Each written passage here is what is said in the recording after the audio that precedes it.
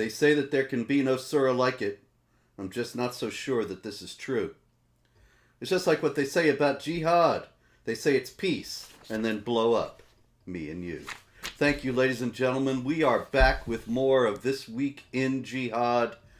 The poetry is slamming, and Dr. David Wood is here with us, back straight from London.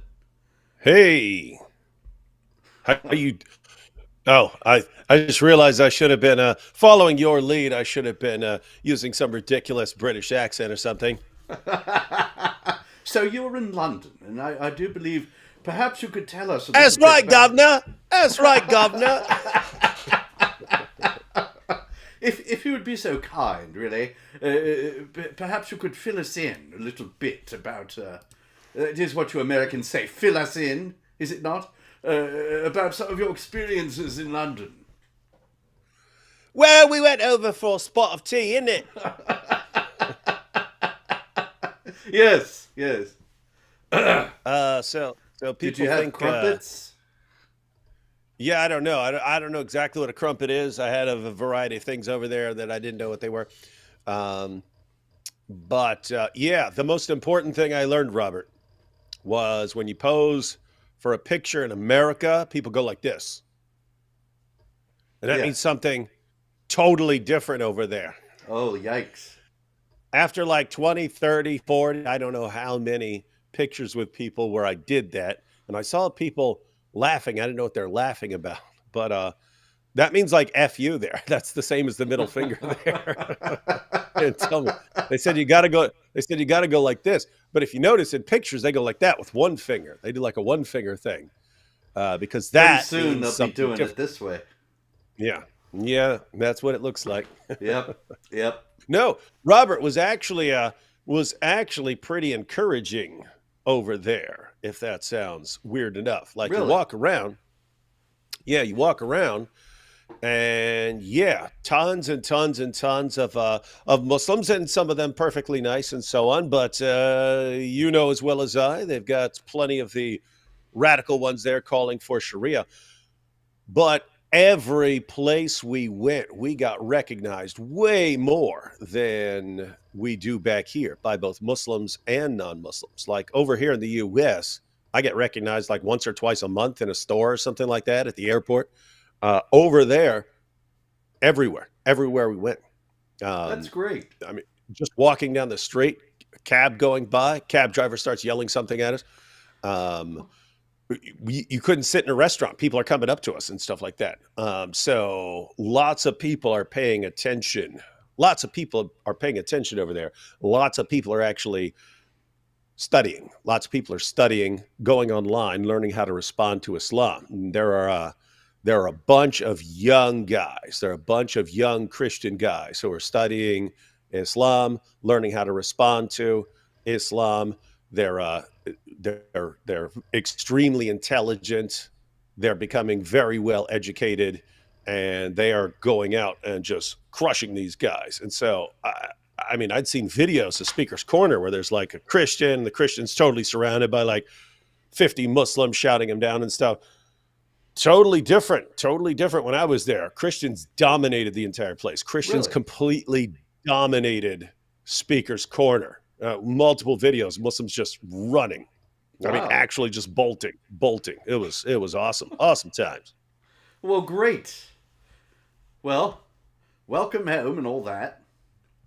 And anyway, we got a lot of jihad here, David. We've both been on What? the road. And yeah, they just keep at it.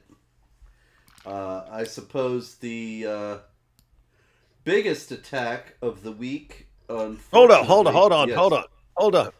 I'm like all these Western reporters in that I thought if we weren't reporting on it, there wouldn't be any. It That just is goes what away.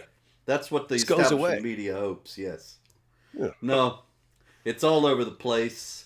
It's happening. We had in India, in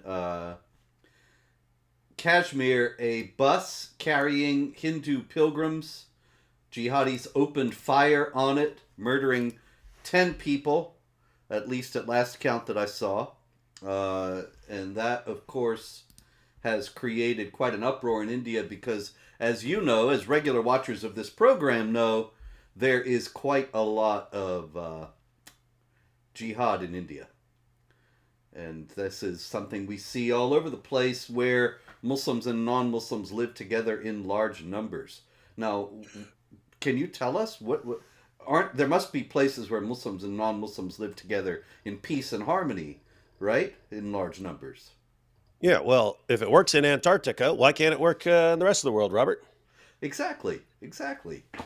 How much jihad have you heard about in Antarctica? None. So if it works there, uh, why can't it work everywhere else? Mm-hmm.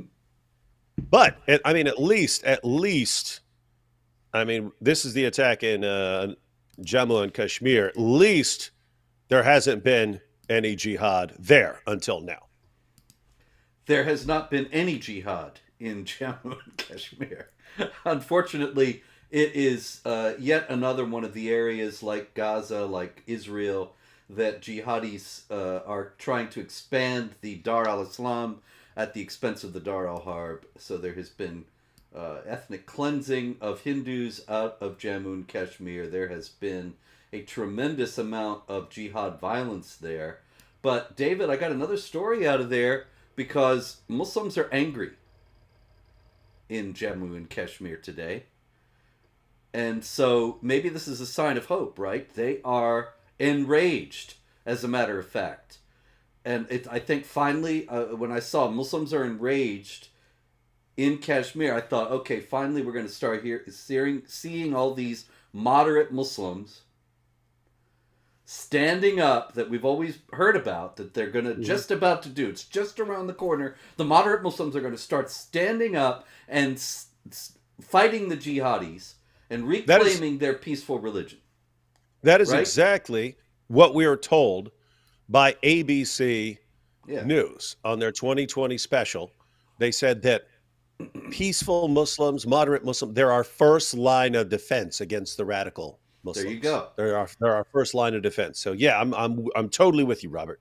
So I opened up the story about Muslims enraged in Jammu and Kashmir, and what did I see?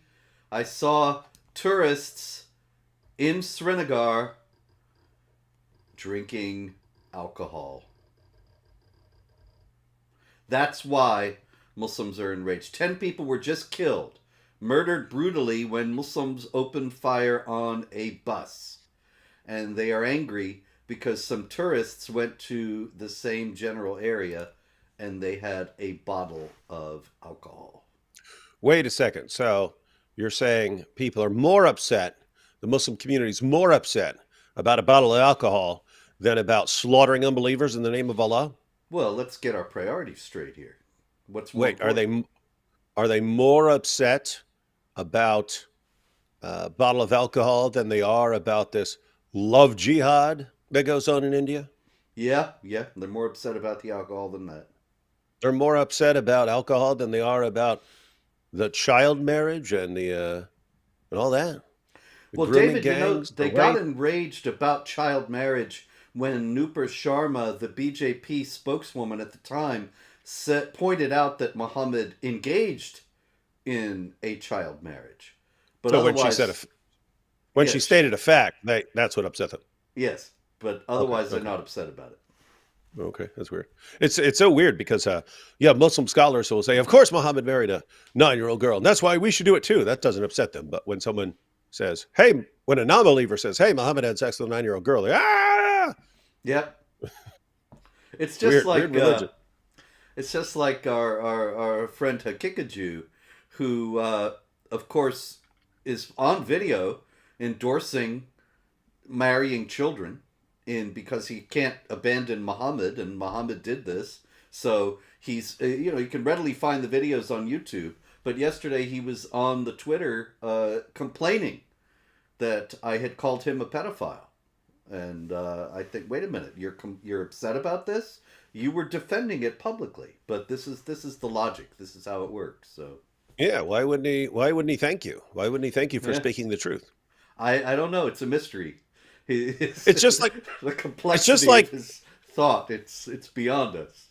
It's just like you can have 50 of their scholars and 500 of their Dawa guys all saying, "Yes, we're gonna take over the world, and we're gonna conquer the unbelievers, and we're gonna slaughter the apostates and the blasphemers, and so on." And yay, great, preach it, brother, preach, preach. And as soon as we say the exact same thing, hey, these guys want to take over, and they want to subjugate the world, and they want to kill the apostates and kill the blasphemers, and so on.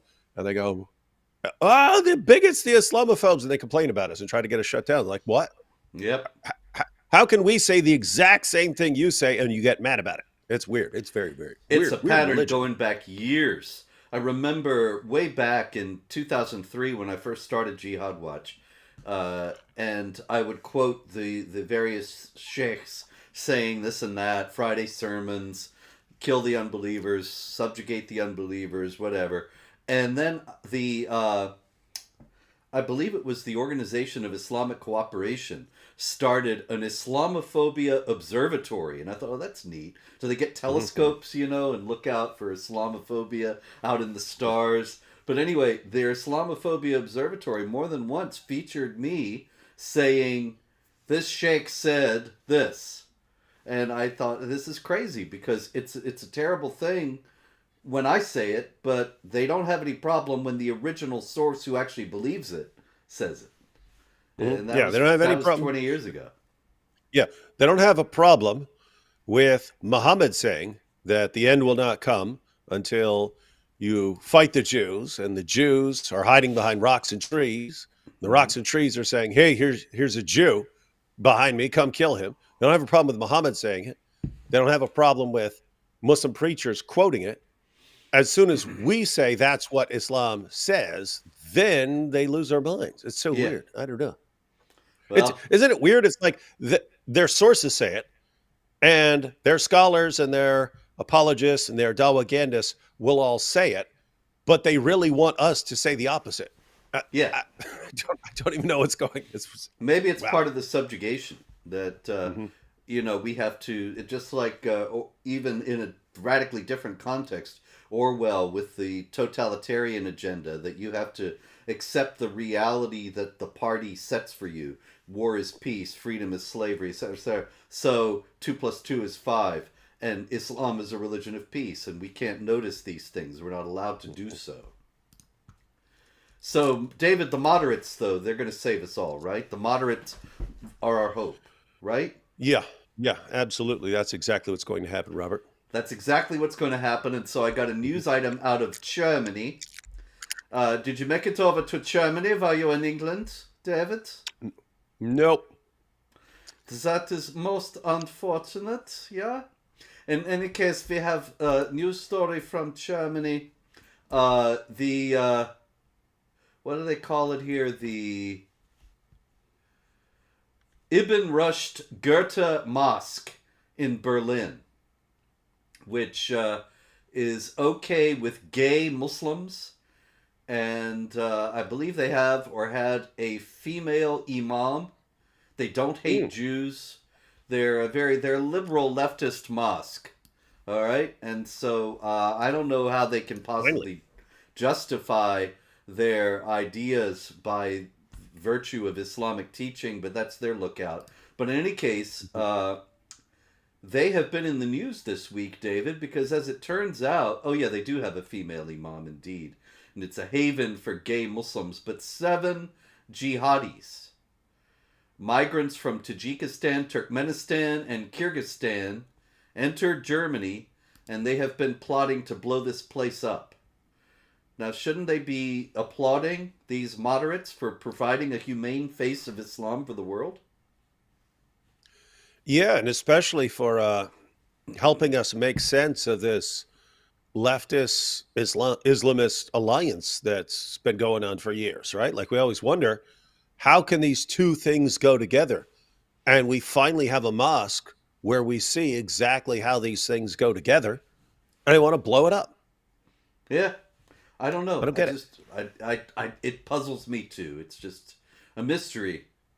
But of course, we know that the female and gay Muslims in this mosque in Berlin, they're going to prevail over the jihadis. They'll just wrap them in a rainbow flag and Everything will be all right. Yeah, they will.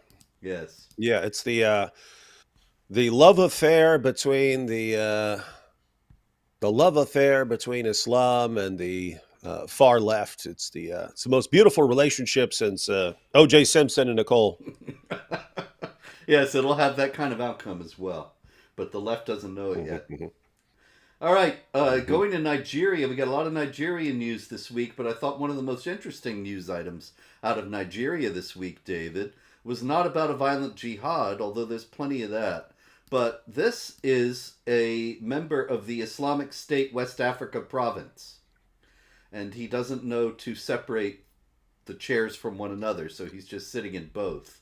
And he Mhm. is lecturing. He's actually doing dawah and trying to gain recruits in Borno State in Nigeria.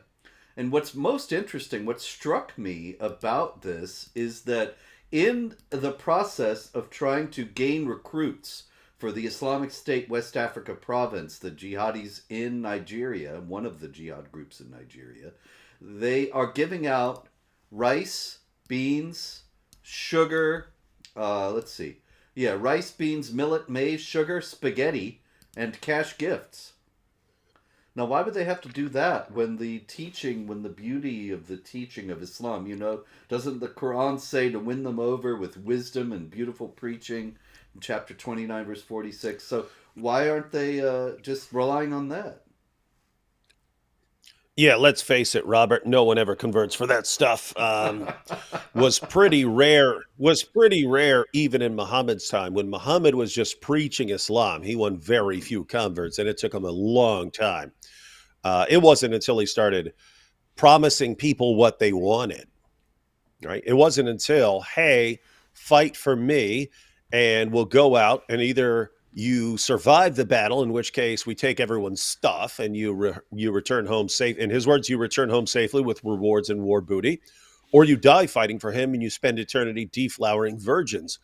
So the message became about what people giving people, promising people what they want as long as they fight for you. So not a So, there you surprise. Not a go. surprise there.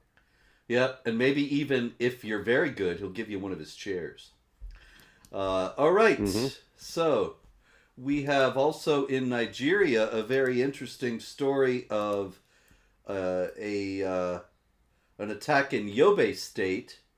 I hope I'm saying that correct. I don't think it could be Yobe State on the Biu Damataru Road.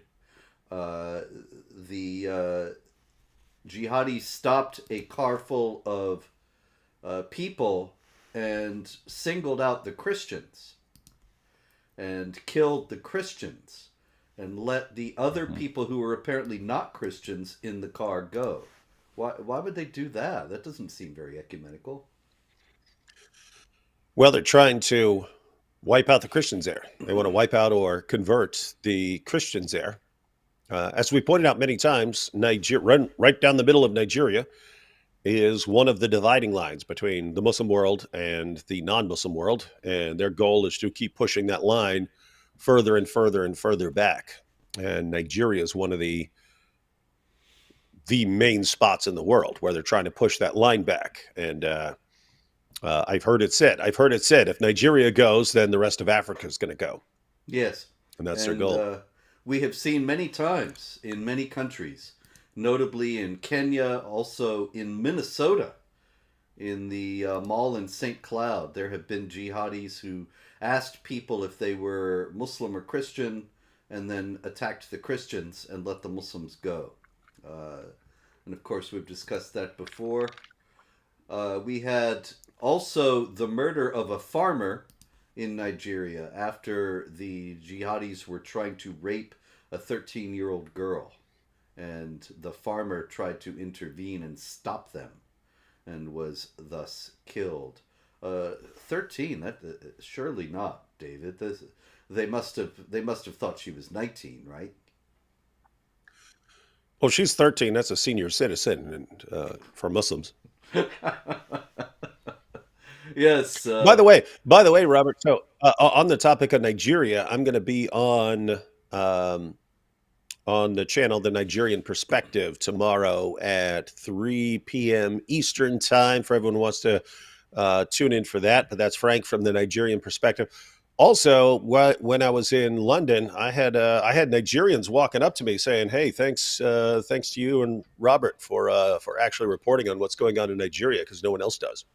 Well, that's great. So everybody tune into that. Where can they see that, David? Tomorrow at 3 Eastern. That is on the channel. Yeah, the channel's Nigerian Perspective. Nigerian Perspective on YouTube. Guy has a Frank has a big following there, and so going to go on there and talk about some things. Fantastic. Don't miss it, folks. David Wood on the Nigerian Perspective tomorrow at 3 p.m. Eastern. And so we got, another one in Nigeria. Since we're on it, unfortunately, I appreciate those gentlemen coming up to you in London about this, but there's just so much to report. It's terrible. And so we had another attack on a Christian community in Plateau State, and the pastor of an Assemblies God church, Dauda Dalyop, was murdered along with his wife, Chummy Dauda, and one, two, three, four others were injured. This is, of course, obviously something for the same reason. There was an attack on a fishing village in Borno State, at least 75 killed. Just people going about their business, fishermen trying to make a living. And as you noted, they're trying to push the line down between Muslims and non-Muslims and expand the domains of Islam in Africa. This is also happening in the Democratic Republic of the Congo, not too far from Nigeria, more in Central Africa. Over 60 Christians were murdered in an attack in the Masala area of Beni in the Democratic Republic of the Congo. They were first told to convert to Islam, and they refused. So these are akin to the martyrs that we had in the Coptic martyrs in Libya a few years back, who were murdered by the Islamic State after refusing to convert, and now these 60 in the Congo join them as well. Also, there was an attack in the North Kivu province of the Democratic Republic of the Congo. At least 16 people killed, attacked with machetes while they were at home or working in their fields. And this is the Allied Democratic Forces, David, which is kind of an ironic name, but it's the ISIS group in the Congo. Yeah, and the jihad in these areas is just relentless over the years, and these places are really, like, Nigeria is a really big place with a ton of Christians. That's why it kind of takes jihadis so long, right? But they're just relentless. They keep coming at them and coming at them and coming at them and coming at them, coming at them in these countries, and that's why the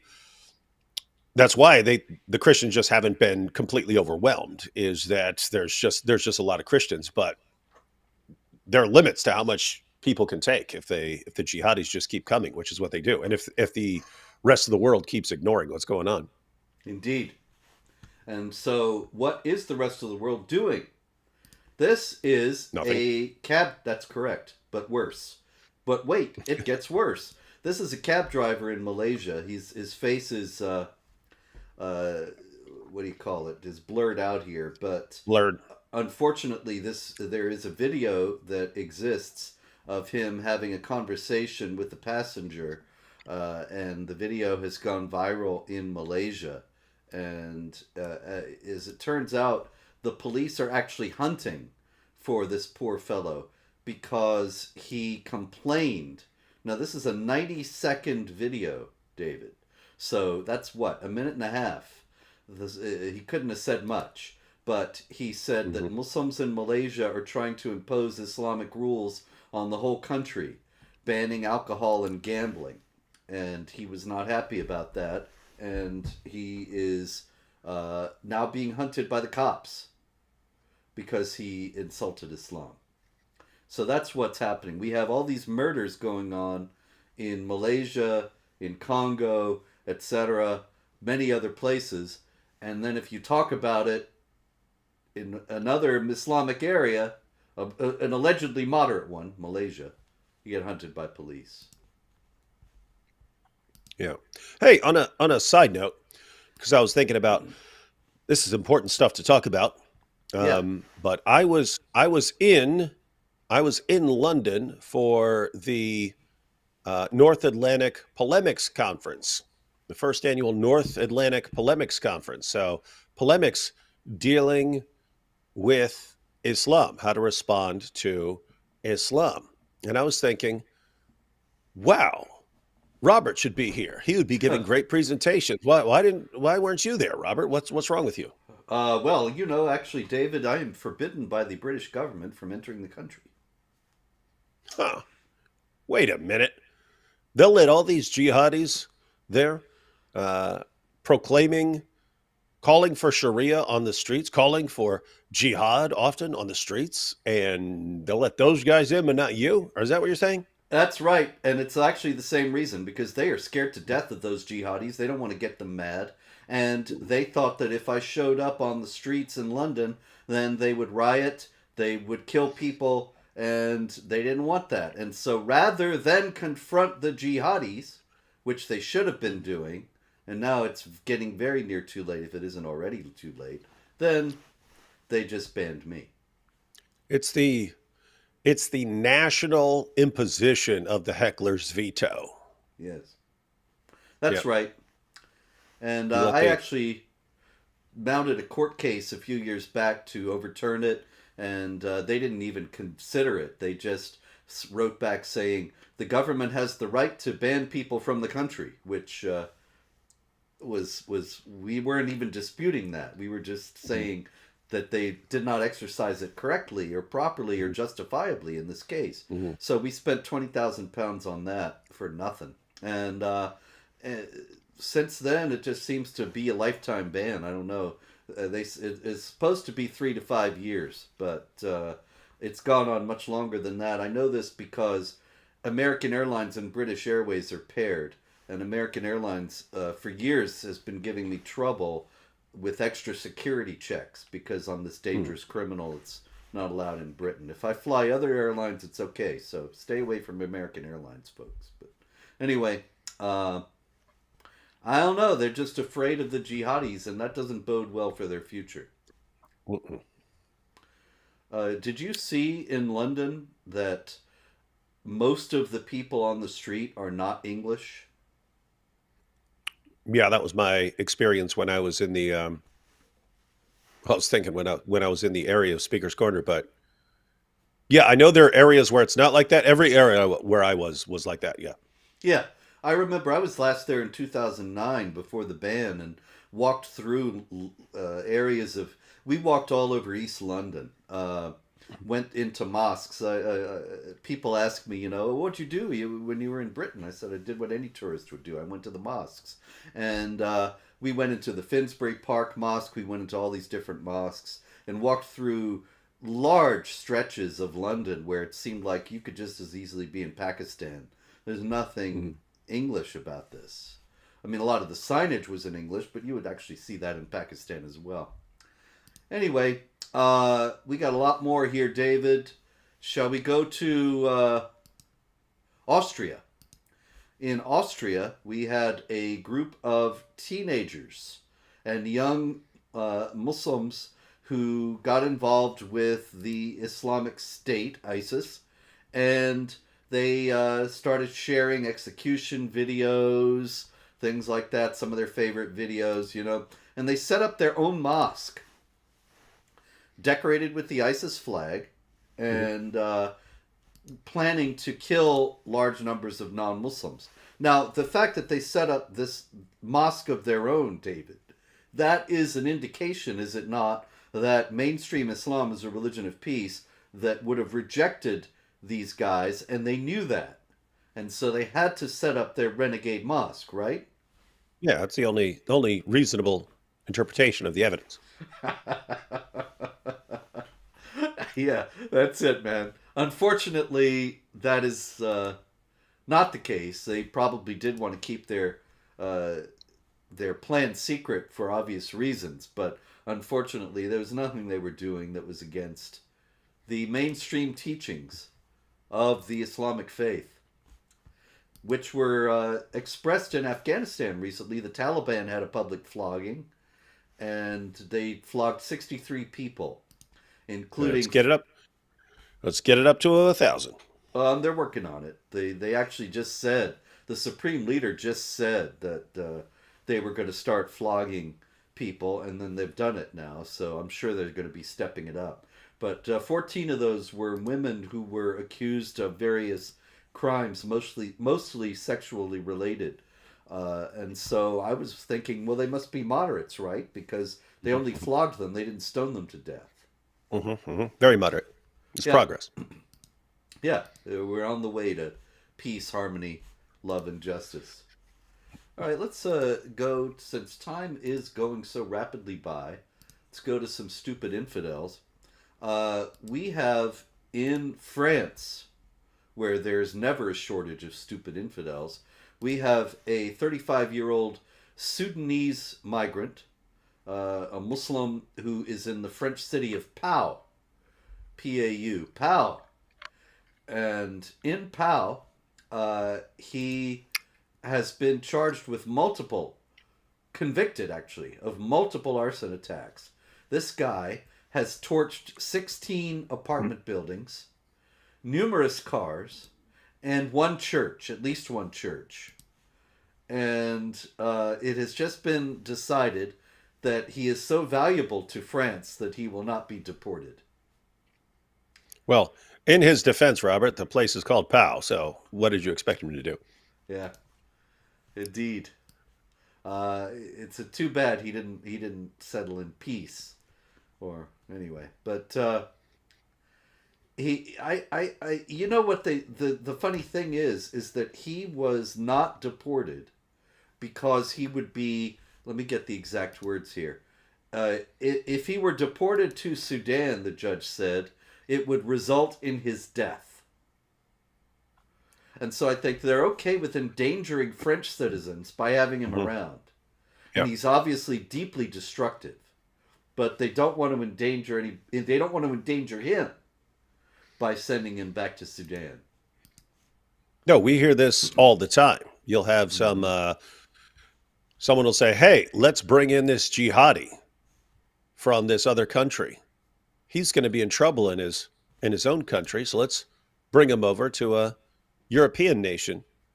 And then he starts doing what jihadis do, and then we say, "Well, we can't send him back because he'll be in trouble in his own country with all this slaughtering people. So let's just keep him here and let him." It's way better to slaughter people here where he'll be safe than to send him back where he'll be in trouble. Yes. And so I think somebody in the comments I've lost it now, but somebody in the comments had a good idea that to deport Macron to Sudan. And maybe make this guy the new president, because after all, that's where France is heading. And of course, so are we. We just had an Islamic State jihad plot in the United States, and it was just yesterday. It was announced that 6 jihadis from Tajikistan, Islamic State members, they strolled across the border from Mexico, which is of course open at this point, and were plotting jihad attacks in the United States. And so it looks as if we are going down the same road that Europe has already traveled.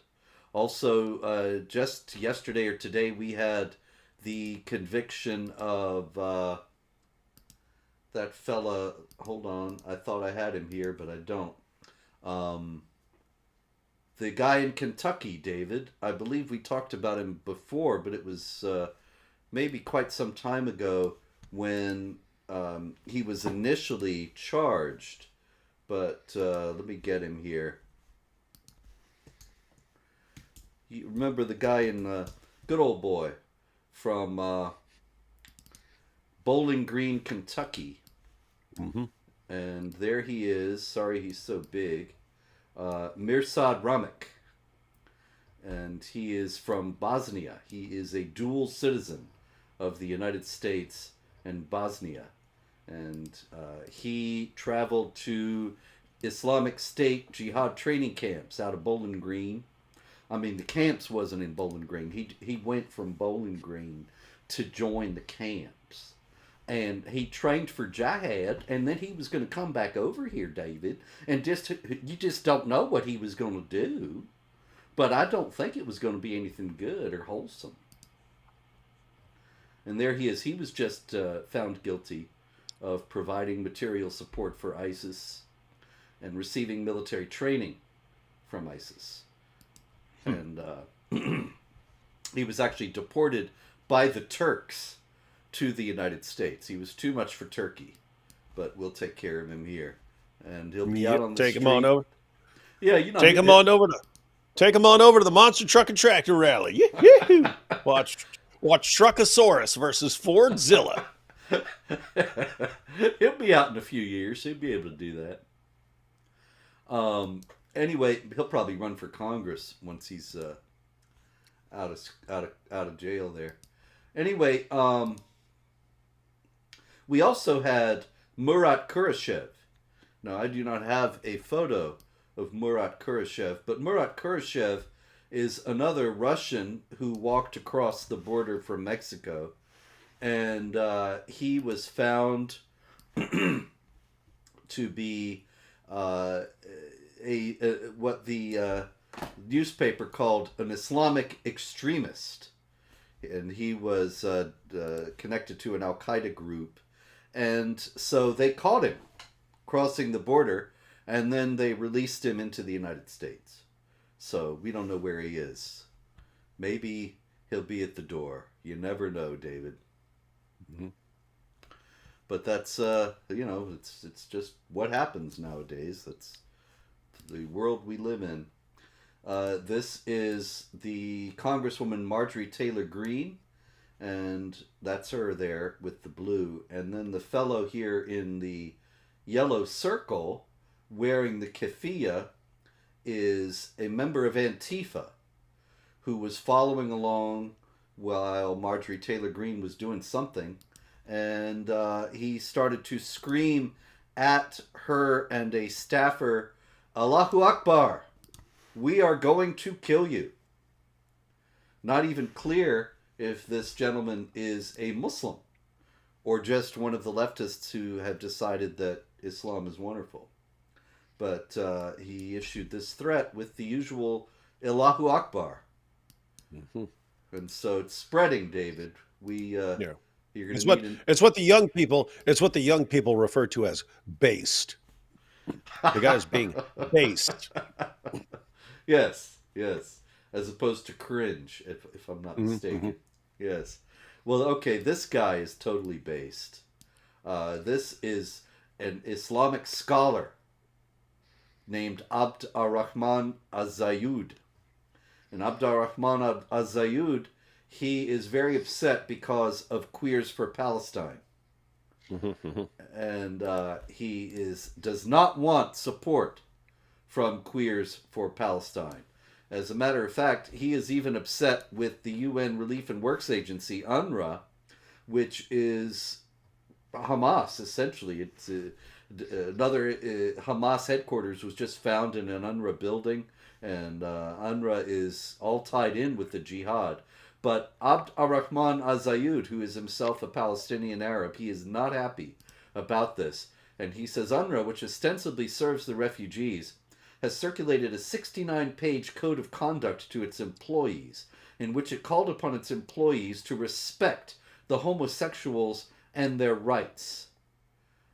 And then he says, if this call clashes with the local culture, the laws and covenants of the United Nations which call for homosexuality must be followed. So what do they want from us? What do they want from this society that follows the Islamic culture, which sees homosexuality and lesbianism as punishable by death? They want us to respect this and strip us of our religion. Nobody ever asks Queers for Palestine what they think of those guys. Mm-hmm. And it is interesting, the dynamic of this odd relationship. You have tons and tons of people in the Muslim community that's happy to have this temporary alliance because it's convenient. They are happy to have every ally they can. They're happy to have any useful idiot on their side that they can. But you have some in the Muslim community who are wrestling to figure out why Allah isn't granting the Muslim community the victory over Israel and over the non-Muslims and so on. So they assume that Allah must not be blessing their work for some reason. So why isn't Allah with us? Why isn't Allah supporting us? There have been Muslim preachers coming out and saying it's because we're aligning ourselves with the LGBT community and Queers for Palestine and all that stuff, and we're marching side by side with these guys, and then we wonder why Allah isn't supporting us to conquer Israel. And so they have to look for some explanation. Yep. And so they're going. Some of them are going with that one. And this is because the Quran is very clear that if you obey Allah, you will be blessed in this world and in the next. And if you disobey His law, you will suffer in this world and in the next. Now, this is actually a proof that Islam is not true, because the righteous Muslims do not always prosper in this world, and the unbelievers do not always suffer in this world. And while the Bible has a whole theology of this, and Judaism and Christianity have psalms that say, "Why do the wicked prosper?" and so on, and the whole idea of the cross preceding the resurrection, Islam has no idea of this. If you obey Allah, you're going to do well in this world, and so if you don't, then you have to find a scapegoat, and it must be that you're not righteous enough, and so Queers for Palestine, they got to go. This, by the way, is one of the this whole situation right now, the things that are going on in the world right now. This is one of the silver linings to all of this messed up cloud that's cast over the world right now, is that Mohammed Hijab did a poll several years ago, and he was asking Muslims when they have doubts about their religion, when they doubt whether Muhammad is a true prophet, when they doubt that it's true, what is it that's causing those doubts? What is it that's causing you to doubt Islam? And the number one answer was moral problems with Muhammad. That's the number one thing that causes Muslims to doubt that Islam is true. But also high up on the list was the weakness of the Muslim community. Why is the Muslim community so weak? Why is it weaker than Western nations? Why is it weaker than Israel? It's something, even though they're thumping their chest and, we're going to conquer the world, we're going to conquer Israel, they are deep down, they realize, why aren't we doing it? Why aren't we able to do it? Why do we have a quarter of the world's population and we can't defeat a few million Jews? We just can't do it, no matter how hard we try. And it's inwardly ripping them up. It's tearing them apart inside, going, why? It doesn't make any sense. If Islam is really true, we should be conquering these people. We should be strong. We should be dominating the world. And they're seeing that we've got a problem here. So hopefully this will be something.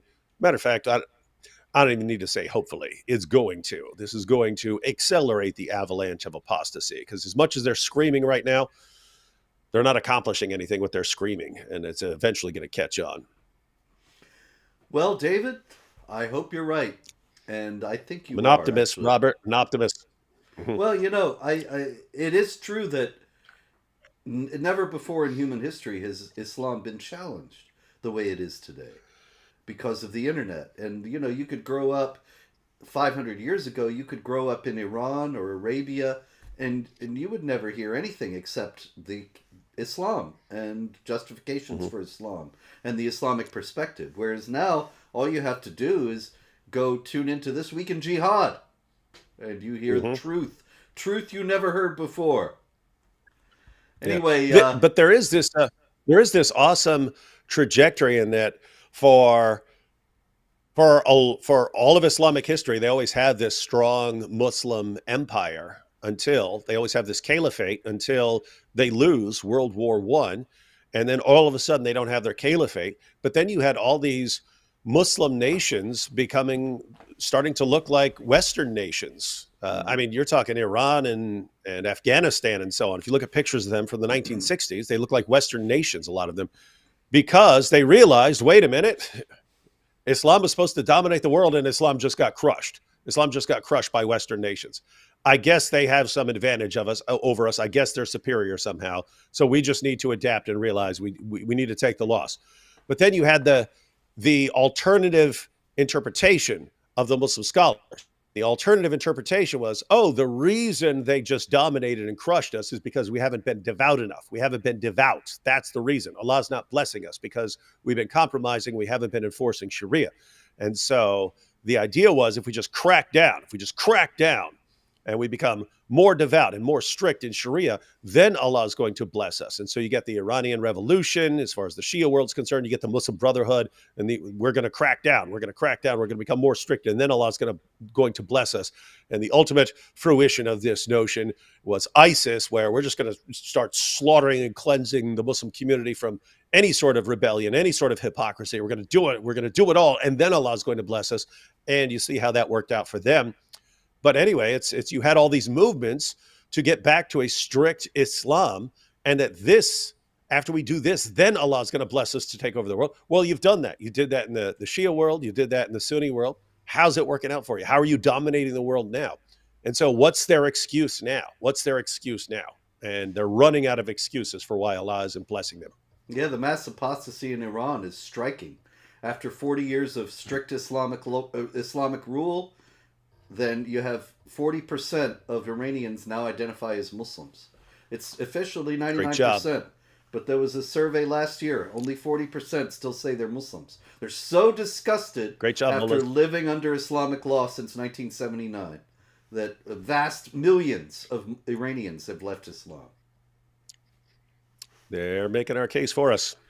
And of course, it's going to keep happening here. We have a story that I think is going to lead to more of this kind of apostasy out of Hamtramck, Michigan, which is, of course, moving in the other direction right now. It is the city with the Muslim mayor, an all-Muslim city council.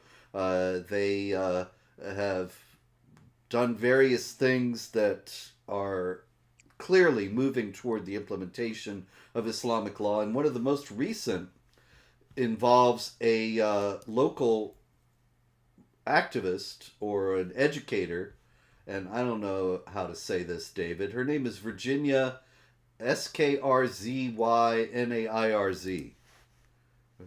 I think she might be Polish. That sounded like way too many consonants. Yeah, Virginia. Somebody will be able to tell us how to say that. But anyway, the Poles used to be the somebody out of Warsaw. The Poles used to be the majority population in Hamtramck, and they no longer are, but there are clearly still a few around because this Virginia Skrzynarz, she is upset because she has discovered that the Muslim parents in Hamtramck public schools are getting music classes thrown out. They don't want music taught in the schools. That's weird. Why on earth? Why, David? Why would this be? Because music is from the devil, Robert. Yep. What happens if you listen to music? It's just kind of, yeah, you're in all kinds of trouble. You unless it's like that humming kind, like that kind, then you're okay. Yeah, nasheeds are okay. Jihad tunes, jihad hymns. But otherwise, music is forbidden in Islam. This is a rule. A lot of people still get upset about this one. You know, we've discussed many times, David, how many things that we have said over the years, and the Dawa guys all said, "Oh, you're lying," and now they don't. Now they say, "Yes, we love child marriage. Yes, we love polygamy, etc., etc., etc. Yes, of course, beat your wife," and all these things that they said we were lying for saying for years. But they still say you're lying if you say Islam forbids music, and this is one of the most ignored aspects of Sharia. But actually, Satan will urinate in your ears if you listen to music, and Allah will pour lead, I think, down your ears once he gets hold of you if you listen to music. It's bad. It's bad. All kinds of bad stuff. Mm-hmm. Yeah. So we're not going to have music class in Hamtramck, but I suspect that a lot of young people will think Islam forbids music. Why? Maybe it's not as cool as the TikTok people told me it was. All right. Yeah, it's one of those bait and switch. It's one of those bait and switch situations. Yeah. Yeah, I remember years ago there They'll was a even guy. they'll. Yeah.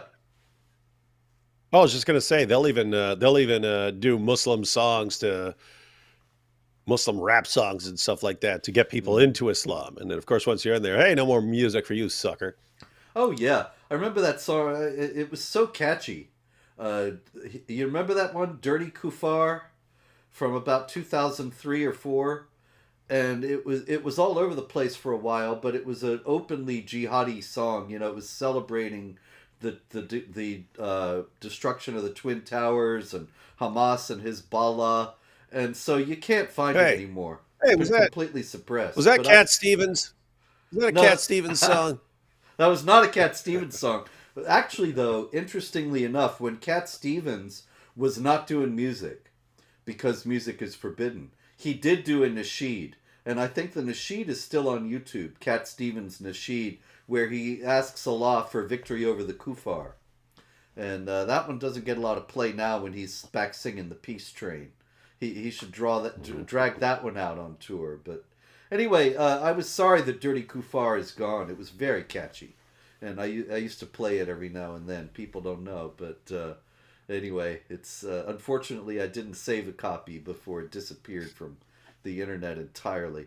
But Yeah, that, well, I've been to your house multiple times, Robert, and I can vouch for you that you like your music. You definitely like your music. yeah, yeah, it's too bad, really. But this was apparently just too incendiary a jihadi tune. But the jihadis didn't seem to notice that they were getting themselves in some serious hot water with Allah by playing music, by making music. As touch as catchy as the song was, nonetheless. All right, out of Egypt, we have a couple of Christians. Let me see. I do believe I have their photos here somewhere. Somewhere. You know, the problem is they make these thumbnails so small. How is an old guy like me supposed to tell one from the other? Here we go. I caught it on the first try. This is, these are Abdul Baki Saeed Abdo and Nur Girgis. And they are Christians. And they have been in prison for 2 years now.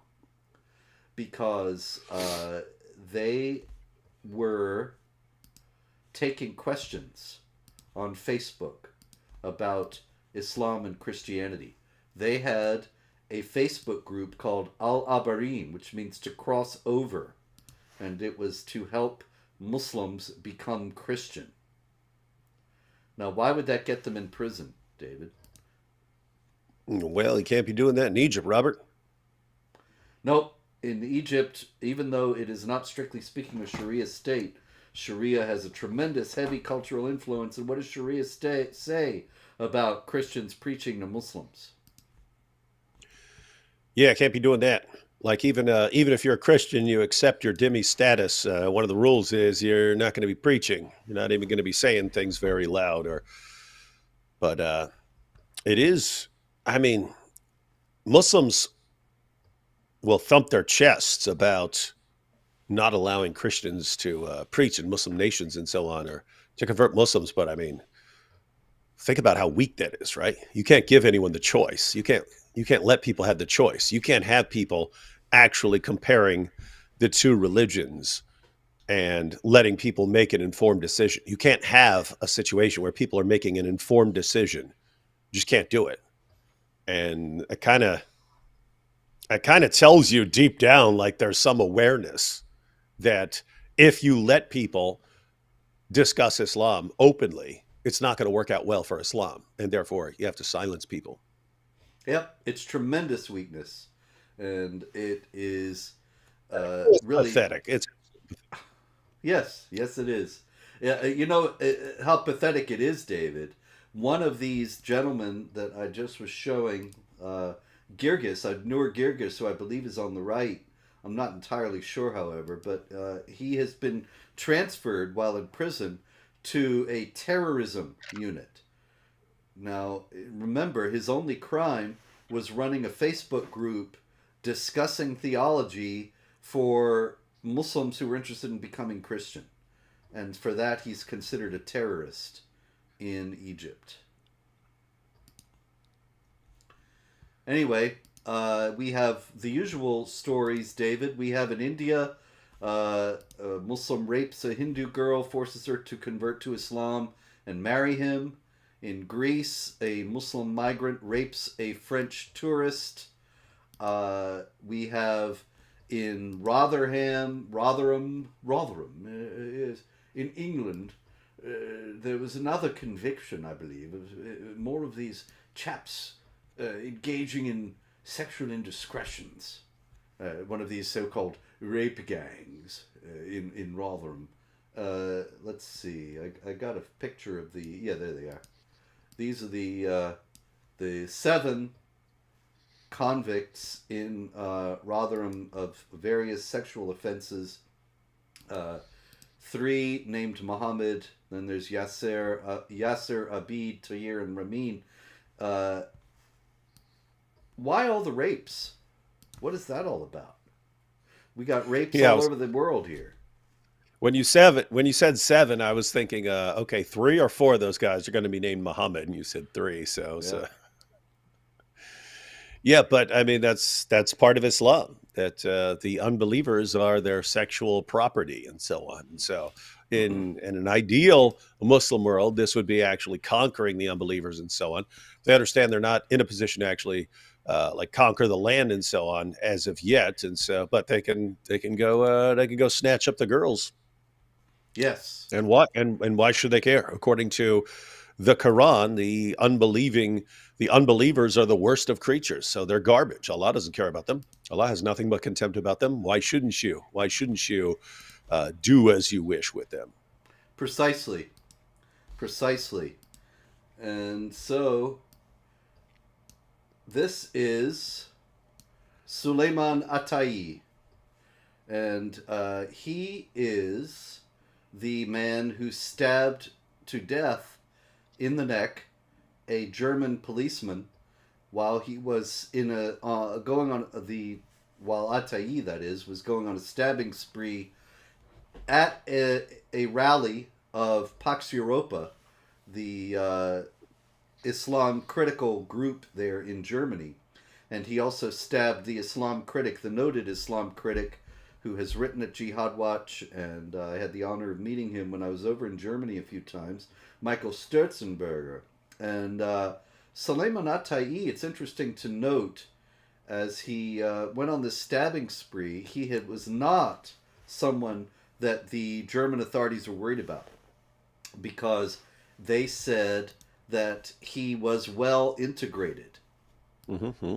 This was something that had been assessed by immigration officials, that he had essentially become German. He was a father of 2, had a German wife, practiced Taekwondo, and he was thoroughly integrated into German society. So what German do you think dream happened? Yeah. No, it's got to be that sudden onset jihad syndrome that we've been hearing so much about. It's weird. It's a mental problem. Can you tell us what might have happened here for the sake of our audience at home?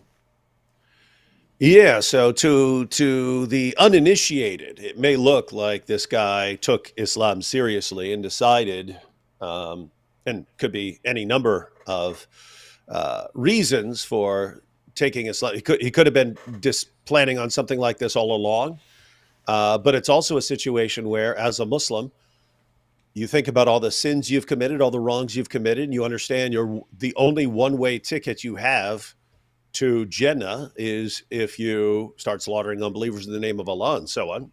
And so you've got people who just say, okay, I need to take this seriously, and I need to go out and do something right now.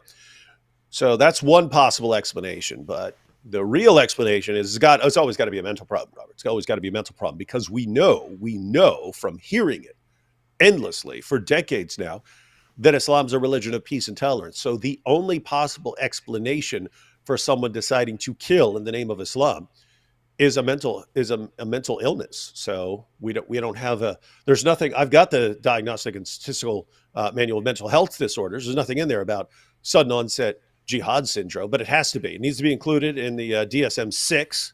Mhm.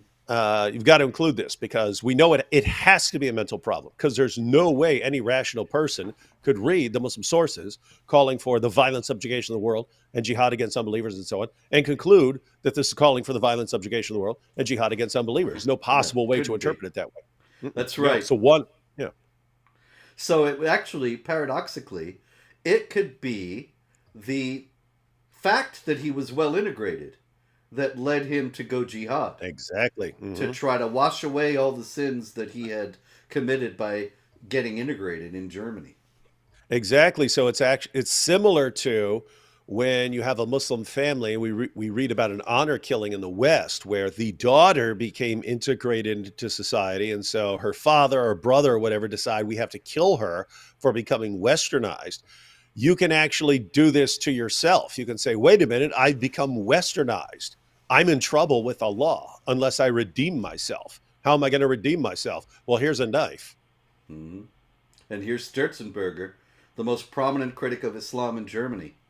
It's like stabbing Rushdie. It's very big. People don't know, of course, in the Anglophone world, but it was a very great evil that was done. In any case, David, looks like we're out of time for Jihad this week. There is no more time for Jihad this week. Unfortunately, You hear that, jihadis? That's right. You got to desist now. It's over. But they'll just start racking up our program notes for next week. And so next week, yeah, I think I'm back. I got a trip in between, but I'm back by Wednesday. So anyway, until then, keep your powder dry, pray, hope, and don't worry.